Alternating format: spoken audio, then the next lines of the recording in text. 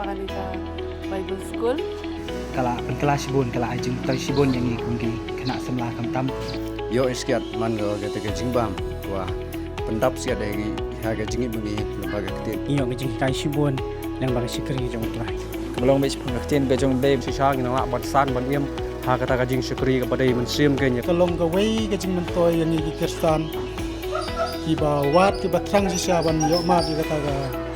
jingim ke bayadai ha ka jingim ke ba penjam musim. Bat shika babun ki jingkwa barai si sin bala pensoy kedi ki Nongkhryiem pada bala riam to priyo kwa barai ba jingkwa barai ki to biet jingkwa barai ki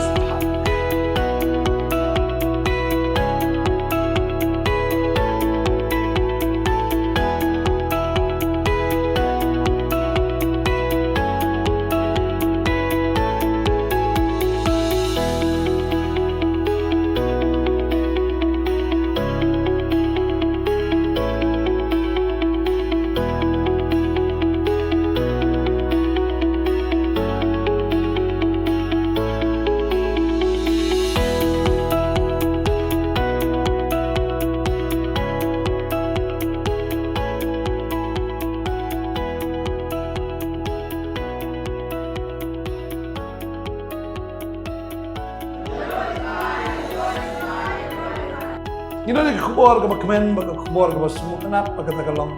baya ka form jo ka khasi Bible School la pelak biang nagamantag ni batch ka Nongthymmai ya ka form hila ban yo nang ni na po na a prayer center jo ka Potternet ni na open Nongthymmai Nongkhryiem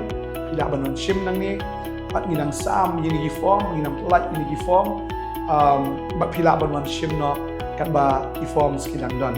dengan ngai try pen kendo if you pen he again same with jumpy but you cut some bahaya pi pin one join hangani ka Bible School pin yo show ye ga jingtip shapang Blei nang yo ban so to show ye ga Ktien ga jong Blei pin nang la ban san show hangani ka Ktien ga jong Blei pin long ki badap shisha da ka Ktien bad da ubin sin jong Blei ngai try ka kuya pi